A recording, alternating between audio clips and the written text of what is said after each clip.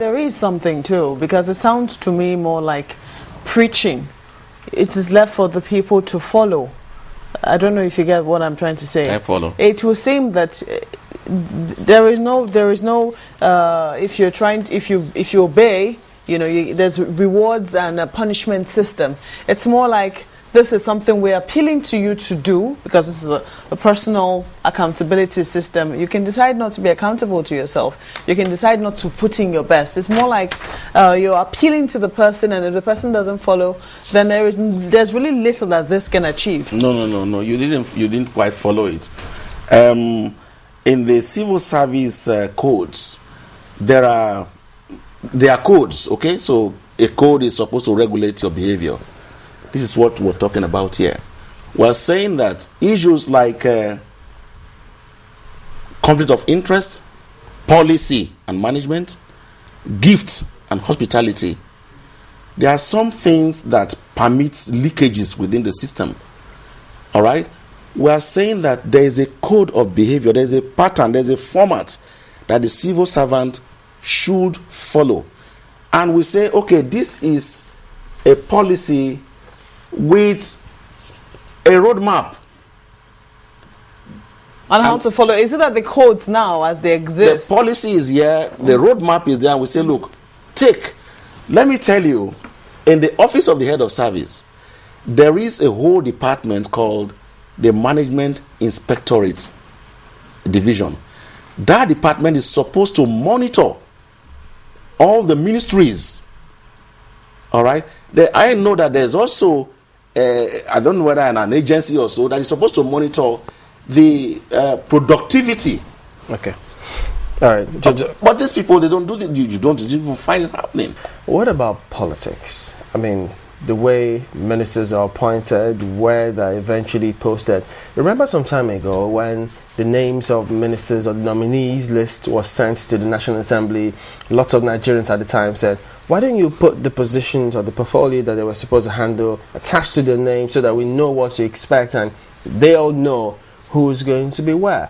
But when you appoint them, you just take anyone and put anywhere. Does that also affect perhaps the performance of that ministry? Yeah, sure, certainly, because to a large extent, what you have is what you give, to the optimum level. So, if you put an historian in the Ministry of Works, and the person cannot interpret drawings and all that, he's going to be cheated. He could just sign off sludge money without knowing it. But if you put an engineer in that position and spurious bills are brought, even before calling the auditor and all that, he or she will be able to identify that, look, something is going wrong here. I agree perfectly with the fact that, look, if you put the wrong person in the wrong position, certainly you're not going to achieve what is expected. But you also have people who argue that, well, that happens in other claims. It's not only here that you put quote unquote wrong, but what determines wrong is the system or the structure he meets or she meets when they assume office. The civil service is supposed to be like a car, okay? It's a system that is largely driven by the permanent secretary downward.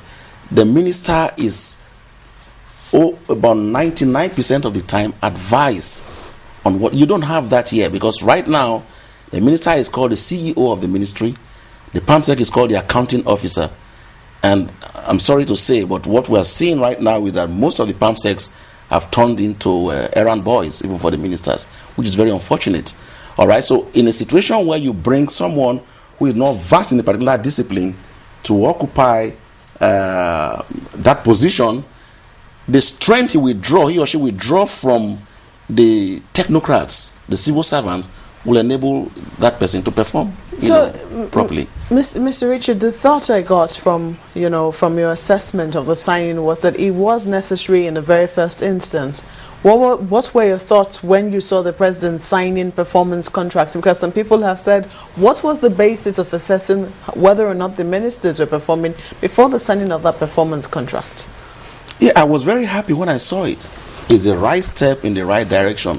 And that's why I was so glad when you invited me to this program, because I'm worried that, look, that thing may not work until some things are put in place within the system itself to enable it to work. The worst the president will do is to tell a minister who is not performing to go. Has that helped Nigeria? Has that helped us, the people on the street? The answer is no. But we want a situation where the system will work, the minister will be able to take some good results to the FEC to report. And then it will also make the system better off at the end of the day. But all of this seems to depend again on political will. If there is no political will, it seems nothing will get done at the end of the day, because as you've already said, there are codes guiding the public servants and how they should conduct themselves. But are they being followed? And why are they not being followed? You know, what are the penalties for not following those rules? Are they being implemented? It seems all of this is simply dependent on the will to do anything. You see, those codes are good enough, but what we are advising and what we are recommending are some principles that will bring up again the life in those codes. For instance, in the Nigerian, in the code, if you look at the books of the Code of Conduct Bureau, you will see a zero gift policy. That's what this country runs. Well, that's not what we're operating. So if you remind people of their roles and responsibilities, and you keep preaching it over and over, before you know what's going on, it becomes part and parcel of them.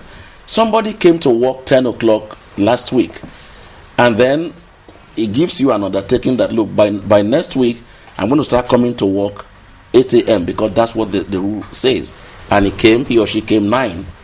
And then he gives you another undertaking, I'll try and make it up to you 8. We're talking about task and targets. You raise the target yourself to your next boss, that one signs off, that one raises a target to the next one until they get to the level of director, and then those directors raise their own targets to the PAMSEC. The PAMSEC raises his own target to the minister. That's when the minister will raise his or her target to the president. That's the only way it will work. So what you seem to be recommending is that everybody should sign some contract of sorts. Everyone, every single civil servant will fill this form. Filling this form means answering these questions.